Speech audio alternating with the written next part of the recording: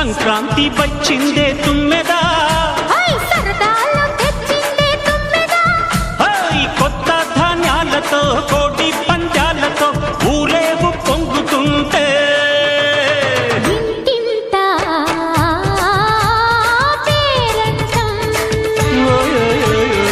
ఊరంతా ఉల్లాసం.